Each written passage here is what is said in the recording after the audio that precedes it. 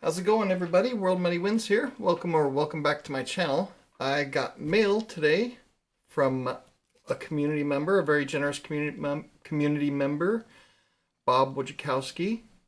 He goes by Death from Bottom Gun Bob, or Death from Below. He noticed a hole in my collection and asked me if he could send me something, and I was like, wow, that's super generous, and I really appreciate it. This community is a super generous place to hang out. Sorry, my brain is still kind of fried since did that interview, and I got a whole bunch of new subscribers, and I welcome you guys. I've taken to collecting a bit on my channel. I mainly have always been a stacker, where I go for weight, buy the cheapest stuff possible, and stack it up as kind of a way to save my money and store my wealth. And I've got enough in that regard. So now I've taken to, I guess you could call it investing. I need to turn that light off. Hang on. Just hang on a sec. I do this kind of stuff all the time where I'm unprepared. There we go. Yeah, so I guess I usually regard gold and silver as money and not an investment. That's just my point of view. Your views might be different, and that's okay. Everybody's got their own point of view, and I'll listen to all of them. But I've always considered myself a stacker and buy the cheapest stuff, larger bars, get the most metal for your dollar. And I still recommend that for people, especially when they're starting out. That's the best way to go. But after a while, just stacking up 10-ounce bars and 1-ounce coins can get a little bit boring over time. And since I've been doing this for almost 30 years, I wanted to spice it up a bit. So this gold and silver I consider money. These are collectibles, so I would almost call these an investment. So I guess that's it. A long way to explain something simple, but that's how I roll. So let's see what Bob has sent me. And thank you very much, Bob, for doing this, because I didn't have this. I've got some other of these bars. This is a California Crown Mint bar. This one has, for those that don't know, the fonts come in different sizes. This is the small font size. He noticed I think I've got 3 of these, but he noticed none of mine had the divisible reverse. And he said, hey, let me send you one of those. And I was like, wow, that is so generous. I really thank you so much for sending me this, because these divisible bars, there's one that's got a stagecoach on the front from a different mint, and it's divided into quarters. Those used to be super popular 20 years ago, or super common 20 years ago. They weren't very popular. A lot of people didn't really buy them. But in recent years, it's become more popular to get these divisible ones. So it's meant that you could snap it in half if you wanted to actually use this as money. And I don't really think that we'll ever get to a point where we'll be actually going into a store and handing them gold and silver. Unless it's in like some sort of currency form, like gold backs or something like that. But that's a whole other story.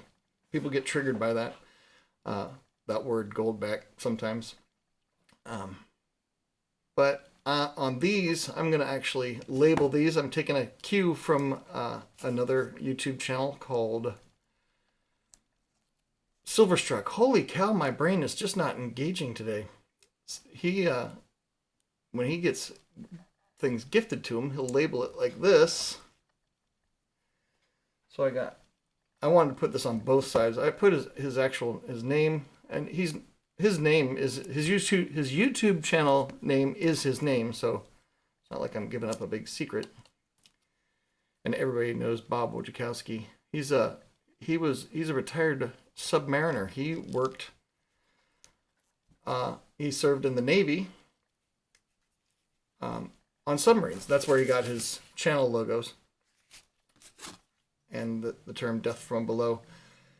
So I thank him for his service alongside the, gifting me this bar. It was super generous, and I don't know, I couldn't do that. I could not be a submariner. Claustrophobia, in addition to stage fright, are right up there on my list of things I don't look forward to. But I'll be going hunting today for more vintage stuff. So if you like, the vintage side, if you like this kind of collectible stuff, hit the subscribe button and hang out. I show a lot of this stuff, and then I also do show some bullion stuff, just more meant for stacking. And then I'm going to be taking you guys along for the ride as I get more commercial real estate as this economic cycle blooms out. But anyway, that's it. Am I done? I think I'm done. All right. Well, Bob, thank you so much for sending me this. I don't know if I would ever find one in the wild anymore. These have become way more collectible. I've got, like I said, I've got like 4 of these, but they have nothing on the back. They're just blank back. Of course, I don't have a blank back one. So this one will go in the box into this. I've got this guardhouse box that I'm filling up with vintage and collectible type stuff. And there's a challenge from this YouTube channel, Silverstruck. It's a guardhouse box challenge where you just work on filling up this 50 count guard box, or 50 count guardhouse box with 1 ounce silver bars. It's a fun challenge, and just little things like that make stacking a little bit more fun, even though this is kind of more technically collecting. But this one, I'm gonna have the death from below facing up. But anyway, that's it.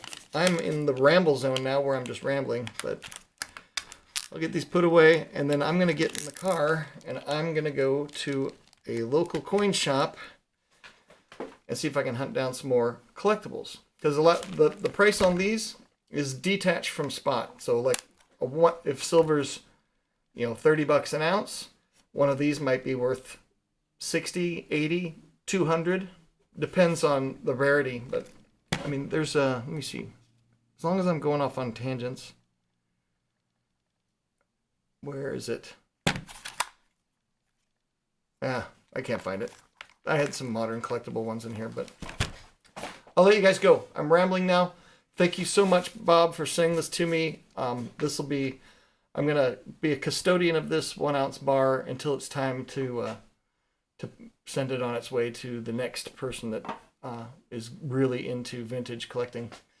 Anyway, I hope you guys have an awesome day, and I will see you guys in the next video. Laters. Focus. Laters.